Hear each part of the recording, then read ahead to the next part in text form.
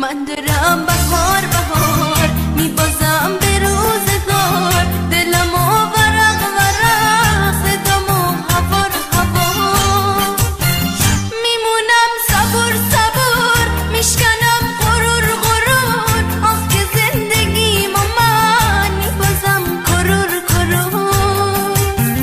من دارم داغون میشم زیر این سقف خراب، چی میخوای تو از جونم شونه پامو واسه خواب؟